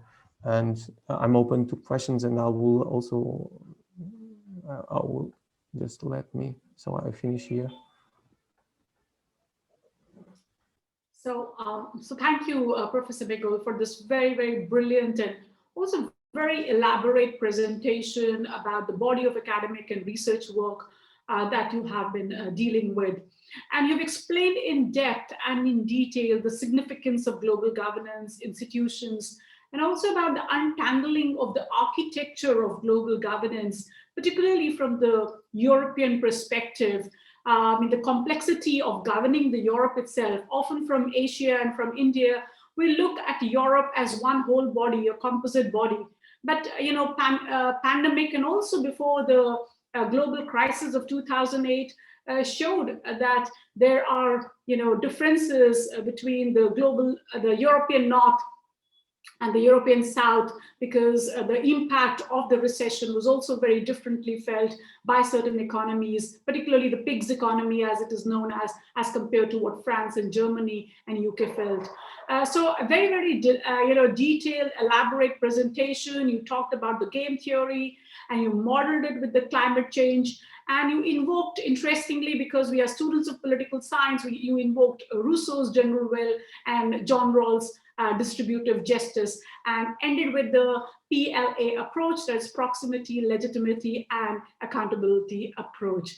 I will not, we need more time with you to understand the kind of work and research work we are doing. Because of the paucity of time, we had to keep the lectures very, very limited.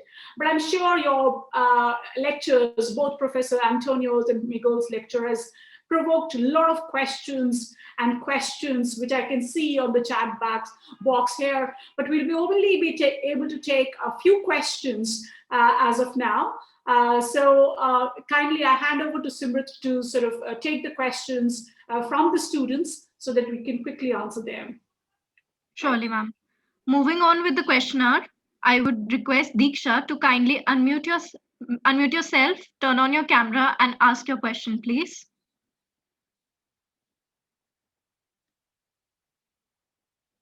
Diksha, I would request you to kindly unmute yourself and ask your question. Okay, thank you, Simrit. Hello, sir. Basically, I want to know that will the global south will suffer more or will have to pay a bigger price than the global north in terms of economy and development in context of globalization and in the post-pandemic era?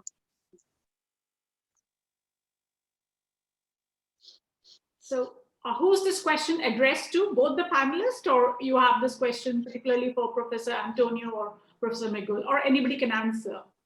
Ma'am, Professor Antonio, because he talked about the inequalities in the global arena. Okay, so Professor Antonio, this question was for you. Yes. Okay. I'm going to read in. Will the global south pay the bigger price? Is that the question? Because I couldn't hear you well in the phone. Right. She's asking Yes. that. Yeah. So she's basically asking what would be the differences and discrepancies in terms of impact, particularly of COVID, on the global north and global south. Well, I think it is. It will be completely different. The impact is. There are two major conditions. I mean, the impact will depend. The net impact will depend on the first on the access of countries to vaccination and to medical care, to health care, and this is crucial. I mean, without vaccination, we have no protection, and without a well-established health system, the death tolls will be higher without any doubt. And South and North are completely different in these two aspects. I mean, we have seen how the vaccines so far are being concentrated in the Europe, US, Canada, in fact, in North, with a few countries of the South having access, but basically Africa is very poor access, and even Asia, except India, is also in China, but most of countries have no access to vaccination. Latin America also very poor access, and the health system is also very unequal, because even in countries like the US, where you don't have a social security, kind of European social security, mostly private health care, the government is stepping forward to provide access to this private healthcare. In other countries, we don't have. Brazil, I would say, is probably has one of the most advanced national health service amongst development countries. It was one of the few constitutional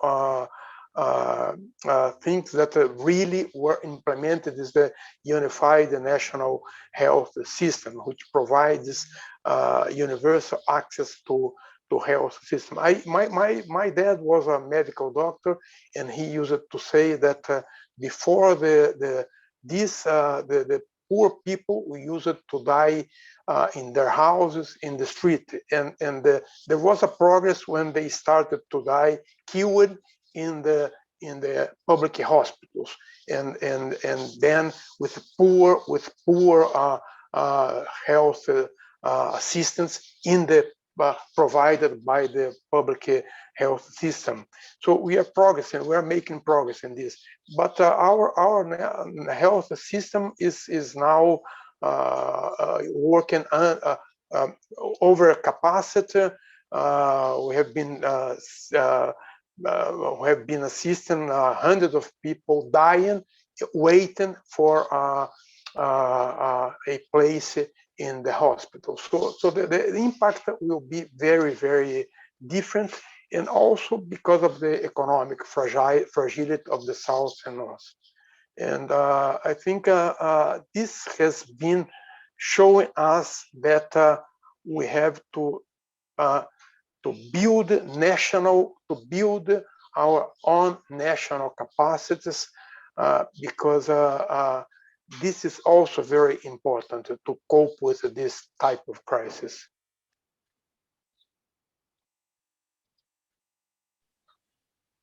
Thank you, sir. Thank you, Diksha, for your question. Now I would request Ashish Mehta to kindly unmute himself and ask the question. Am I audible? Yes, you are. Yeah. My question is common to both the respected professors. Sir, my question basically is Leonardo da Vinci, way back in the centuries, said that simplicity is the ultimate sophistication. So, sir, do you think or believe that globalization is indeed a manifestation of this thought or not?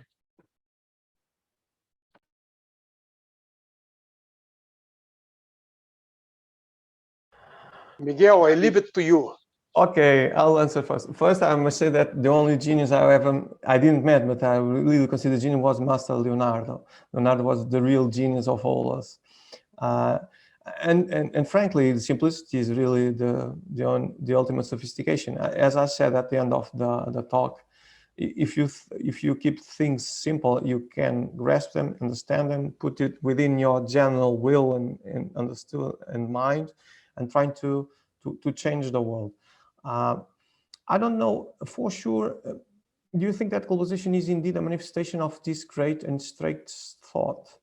I don't know if this is so simple as that. I think that global governance should be the idea to deal with globalization, which is complex, and global governance should be a solution, a simple solution to deal with a complex question.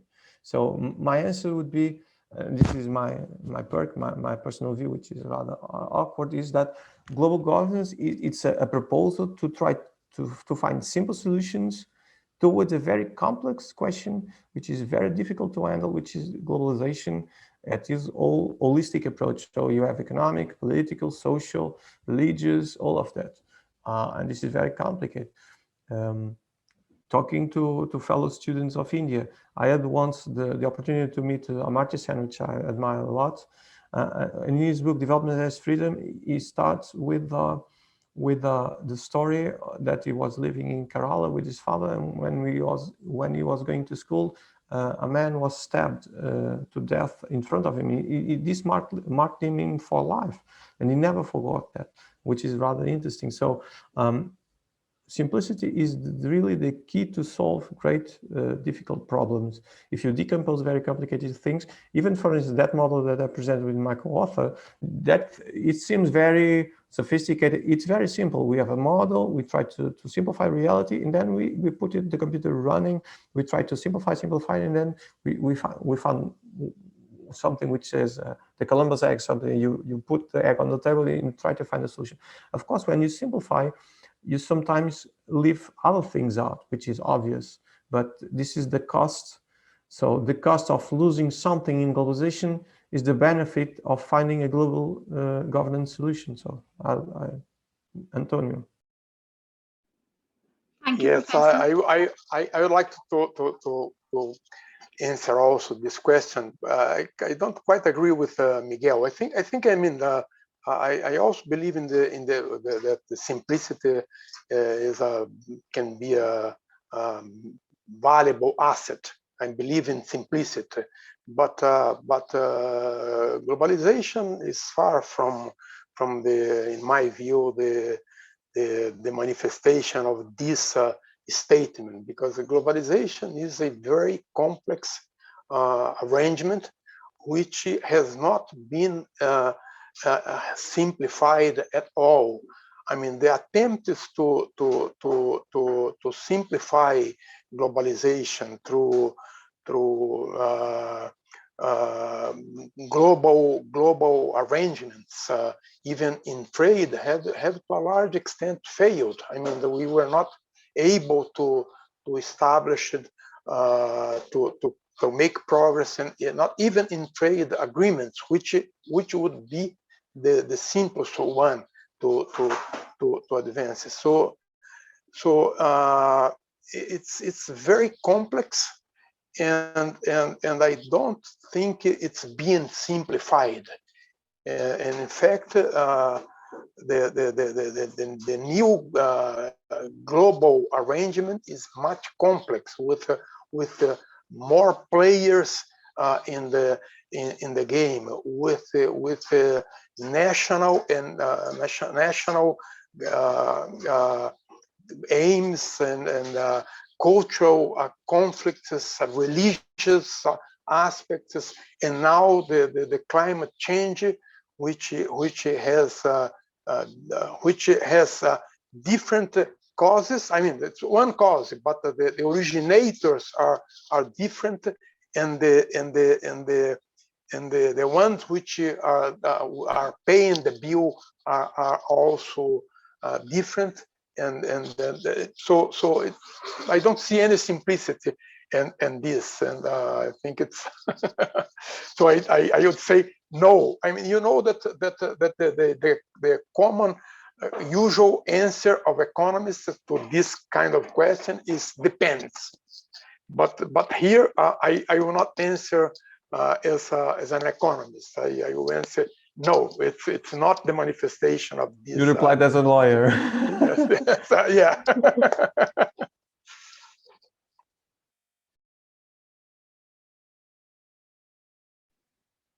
Thank you so much, professors. Thank you, Ashish. Now, due to shortage of time, we'll be just taking one more question up. I would request Himanshu to kindly unmute himself and ask the question. Greetings to both the professors. Thank you for such a wonderful session. Sir, my question is to Professor Miguel.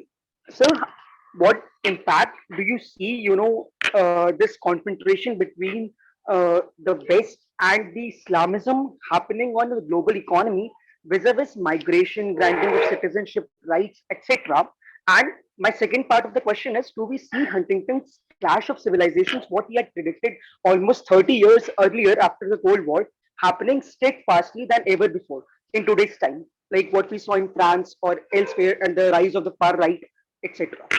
Thank you. So this is a complex question, deserves a complex answer. With no doubts, markets are completely and are highly elastic. When you say that markets are highly elastic and social identities are not, this is true. I'll answer first as an economist, then I'll try to tackle some issues at political and social and international relations. One of the things, markets are really elastic, but they are elastic at a micro level, at the level of the consumer, at the producer, at the micro, eventually the regional level. At the aggregate level, when you pass from the region to the national level, markets tend to be less elastic, it tends to become more inelastic. There are a lot of models who try to purport this view. Even Krugman says that, says that there is not a contradiction between considering a laissez-faire economy at the micro level with a rigid economy at the macro level, because when you aggregate, you lose something within. So this is kind of just looking at the macro framework versus the micro framework. Of course, social identities are not elastic because there is, I learned with my professor of political science, which is currently the president of the Republic, and he taught me the difference between state and nation. As you know, the state is something that you have one people, one territory, and you have one political power. So you have this kind of state. Then you have the nation. And the nation is basically one people with one culture. And these are rigid notions. Portugal is a unitary nation state since 1142, so since the 12th century. So we are kind of awkward in the world, so we are very stable. Spain, our neighbors, they are a federal state, and they have nations like Catalonia, the Basque Country, they have Galicia, and they have culture specific within a state which is not common. So, and of course, this bridges all the world and crosses all the world. And you added a new dimension, which I'm peculiarly fond of, which is the religious aspect also. And it's not just a question of culture. I do respect either an atheist, a theist, or a Muslim. Or I have some of my greatest friends. I have a Jewish rabbi, which is my friend. I have a Muslim, which is a very dear friend. Sometimes we discuss faith. There are some aspects which are rather taboo. Some aspects we arrive there, but someone who believe in God or something have a kind of a grasp issue. So this is my conflict of interest. Then you say, do we see Huntington's clash of civilizations happening steadfastly as ever before? I think that this Corona crisis has put something at stake which was not thought before, which is a kind of global exercise that the world stopped in March 2020 and everybody went home and everybody's confined. And suddenly there was a huge technological upsurge and steadfast, which was teleworking, so remote working. The technology speeded up. Of course, we have longing for being present and all of that, but I do think that this Corona crisis and also climate change is really speeding up conflict. So when you talk about the clash of civilizations, either in a religious way, either in social ways, and even in politics, in politics is really increasing the speed of the conflicts. Even in Europe, when you look at Europe, the last war we had within Europe was the Yugoslavian war, but was in the 1990s, and it was a war within Europe. And we know that when Jean Monnet and all the European leaders created Europe with the European community of coal and steel, the objective was to foster peace and to avoid conflicts between European countries since the Treaty of the European Coal Commission and then the Treaty of Rome. Of course, I think here you have, to answer your question, I think that there is something which is crucial, is the role of individual, the role of the collective, and also the question of the incentives. I always tackle this issue because when you're trying to look at the solution, if you have the wrong, if you might have, for instance, you might have the right individual incentives, but if the collective ones are misaligned, then people are trying to align themselves, and they might get to a solution which is not compatible or it is not accountable, which does not if the solution is imposed from top down, then it will be a conflict. The world is very complex, so I think that there is not a simple answer to this question. I don't know if this ever made sense what I told you, but the questions of migration, citizenship, human rights, as Antonio talked about, and global warming and climate change, I think that take the following. Climate change is a violation of human rights for the human beings to be that are going to be born to the future generations. Climate change is a violation to my 5-year-old kid, which is going to live in a world which is very warmer, with more conflicts, with more refugees and more climate change dislocated. So basically, the conflicts are increasing, and there are more conflicts by climate change. And even when Antonio talked about the human rights and about the urban bias, the pandemics is trying to, I don't know if this is going to be sustainable, but the pandemics is kind of reversing slowly the tendency to gather in urban, in big metropolis, because people think, I can work remotely, so I can work from home in a near beach in Alabama, or not in Alabama, in a Pacific Island or something, or in Évora, which I'm 100 kilometers to the capital. I have a small historical center and all of that. So basically, I think that